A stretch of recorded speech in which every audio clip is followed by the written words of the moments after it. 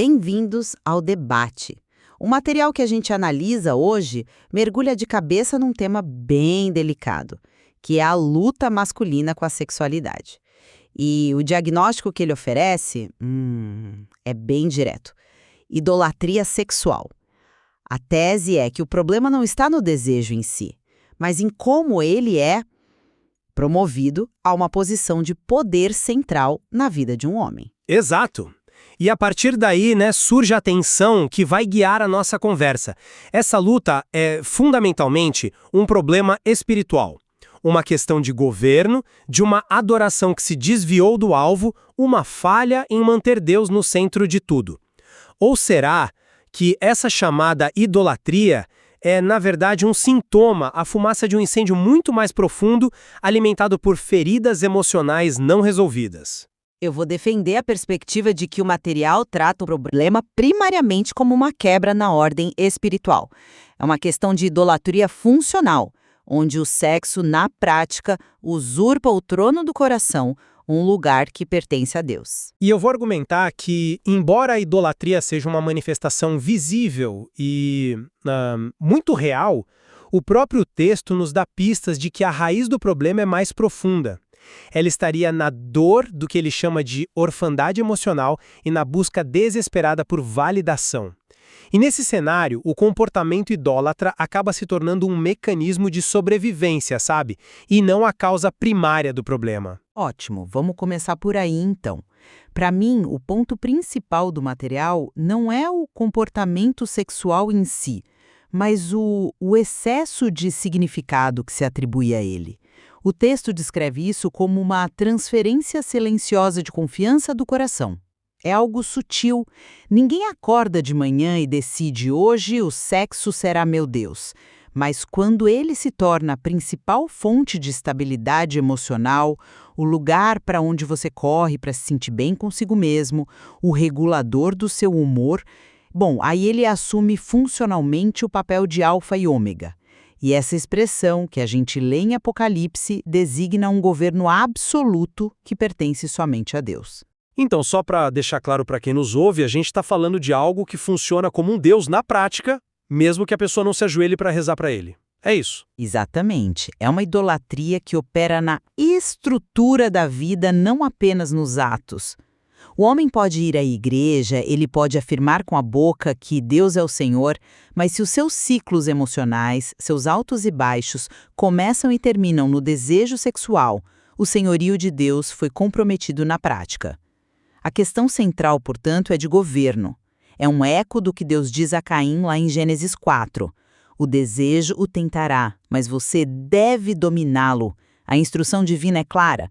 O desejo precisa ser administrado, ele não pode governar. A falha em exercer esse domínio é, para mim, a quebra fundamental da ordem espiritual que o material aponta. Olha, eu vejo a questão de uma maneira bem diferente.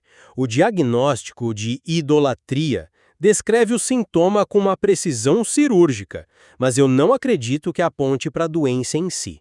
E como eu disse, o próprio material nos dá a chave quando afirma, e eu vou citar: a maioria dos homens que lutam com idolatria sexual não está apenas buscando prazer, está tentando aliviar dor.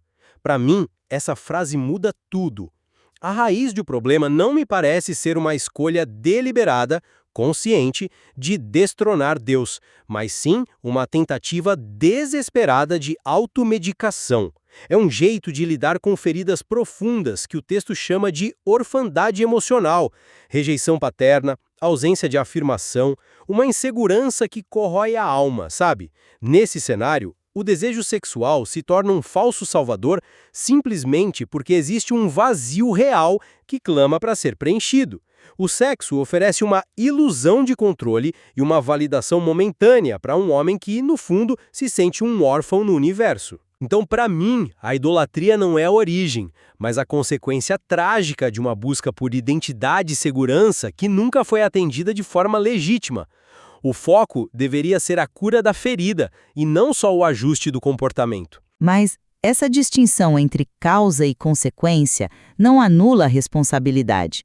O material é muito explícito ao enquadrar a questão como uma inversão do mandato original de Gênesis 1:28, O mandato para dominar, para governar. A linguagem do texto é de ordem, governo, responsabilidade. Mesmo que existam feridas, e eu não nego que elas existam, a responsabilidade de dominar o desejo, como Deus instrui Caim, permanece. A falha em exercer esse governo é a quebra primária da aliança. É essa desordem que abre a porta, que permite que as feridas infeccionem e que o ciclo se perpetue. A desordem interior, essa falha de governo, é o problema central. Como o texto descreve, pode sequer acessar essa autoridade para dominar. A ordem de Deus a Caim pressupõe que Caim tinha a capacidade de obedecer. O material aqui parece questionar se o homem ferido tem essa mesma capacidade intacta.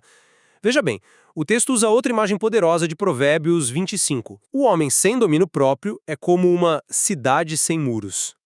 Vamos pensar no que isso significa na prática. Uma cidade sem muros não se torna vulnerável por uma falha de seu rei no momento do ataque. A vulnerabilidade dela é estrutural, pré-existente. Qualquer rumor de perigo causa pânico. Qualquer ameaça se torna existencial. É uma boa imagem, mas eu a interpreto de outra forma.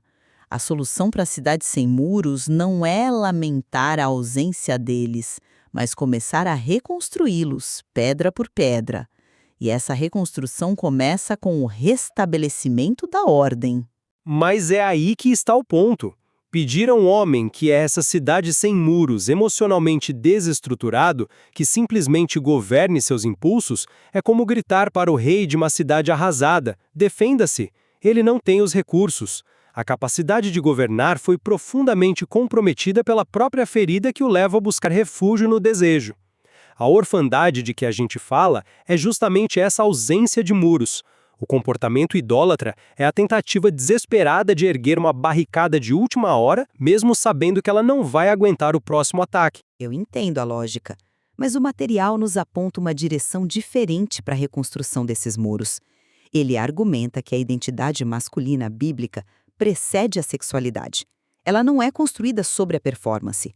Ela é fundada em duas coisas: vocação, como a gente vê Adão recebendo sua tarefa em Gênesis 2, antes mesmo da criação de Eva, e filiação afirmada. A cena do batismo de Jesus em Mateus 3 é o arquétipo disso. A voz do céu diz: "Este é meu filho amado, em quem tenho prazer." Note, isso acontece antes de Jesus começar seu ministério público. A identidade dele foi afirmada antes de qualquer performance. A distorção cultural que o material critica é justamente a fusão da masculinidade com a potência sexual. É isso que alimenta o ídolo. A solução, portanto, tem que ser espiritual, uma reconstrução da identidade na segurança dessa filiação em Deus. Quando um homem entende que é filho amado, isso esvazia o poder que a performance sexual tem de definir o seu valor. Esse é um argumento teologicamente impecável, mas você já considerou por que o homem busca essa validação na performance para começo de conversa? O texto é claro sobre isso. Ele diz que é por causa da ausência ou distorção da afirmação paterna, da bênção. É o vazio deixado por um pai terreno que nunca disse: "Eu tenho orgulho de você." Não se pode simplesmente chegar para um órfão e dizer: "Haja como um filho." Ele não sabe como é isso. A ferida da orfandade precisa ser tratada para que a verdade da filiação divina se torne mais do que um conceito bonito. Ela precisa se tornar uma realidade emocional, sentida nas entranhas. Dizer a ele que sua identidade está em Deus, sem tratar a ferida, é como dar um mapa a um homem com as pernas quebradas. A informação está correta, mas ele não consegue usá-la. A busca por validação não é a doença, é o grito de dor da identidade ferida. Passa necessariamente pela restauração da ordem correta. Não se pode curar o caos permanecendo no caos. E a solução que o material apresenta é exatamente essa: a restauração do trono. E isso não é algo abstrato, envolve atos espirituais concretos e deliberados. O arrependimento, por exemplo. O texto nos lembra do sentido hebraico, techuvá. Não é só um "me desculpe", é literalmente dar meia volta na estrada, mudar a direção da sua vida e realinhar tudo sob uma nova autoridade. E como você diferencia isso de mera força de vontade? É mais do que força de vontade, é um ato de realocação de autoridade. é olhar para a disciplina corporal consciente que Paulo descreve em 1 Coríntios 9, quando diz que esmurra o próprio corpo. Isso não é ódio de si mesmo, é administração. É dizer ao corpo, você não está no comando. É reestruturar os hábitos diários para que Deus seja o alfa e o ômega funcional, o começo e o fim do seu dia, das suas decisões. É declarar conscientemente, talvez centenas de vezes por dia, Senhor, o governo é teu. Para mim, a cura emocional flui dessa reorganização de poder. A ordem cria o espaço seguro para a cura acontecer. Na base da força de vontade. Essa disciplina que você descreve, se não estiver conectada à cura da causa raiz, se torna mero legalismo. Vira uma nova forma de performance, só que agora a plateia é Deus. O homem continua tentando provar seu valor, só que agora através da sua disciplina espiritual. O texto nos convida a fazer uma pergunta muito mais profunda e talvez mais dolorosa. O que eu estou tentando aliviar com esse comportamento? Essa pergunta nos leva para dentro, para a ferida. Mas essa jornada para dentro não pode ser feita sem um guia, sem uma estrutura. Eu concordo, mas a estrutura não pode substituir a cura. A restauração verdadeira, segundo o próprio material, só acontece quando se permite que Deus entre nas memórias, nas inseguranças e nas experiências que moldaram sua identidade.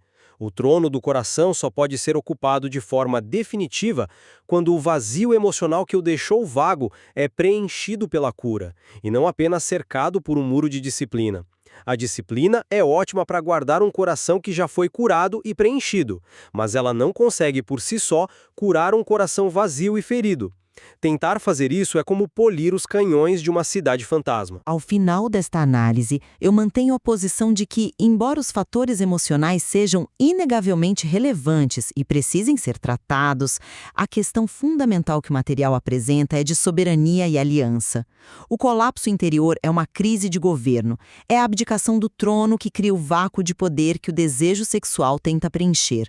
A restauração da ordem espiritual, ao recolocar Deus no trono, é o que cria o ambiente seguro e ordenado que permite que a cura emocional encontre seu lugar correto e seja de fato eficaz. A pergunta final do texto é, para mim, a que resume toda a questão. Quem governa seu desejo? Por outro lado, a nossa discussão reforça minha convicção de que a idolatria é a linguagem que a dor não curada fala. É o jeito que uma alma ferida tem de gritar por socorro. Ignorar a ferida da orfandade em favor de um foco exclusivo no governo espiritual me parece tratar a febre com um banho frio na esperança de que a infecção desapareça. Acredito que a restauração do trono é o resultado natural da cura da ferida da filiação e não seu pré-requisito. Um filho que se sabe amado e seguro em sua identidade não precisa lutar desesperadamente para governar. Ele governa a partir de um lugar de plenitude e paz. Fica claro que o material revela uma interação complexa, quase um paradoxo, entre a autoridade espiritual e a realidade emocional. A questão de se a falha de governo causa a vulnerabilidade ou se é a vulnerabilidade emocional que incapacita o governo permanece como ponto central desta tensão.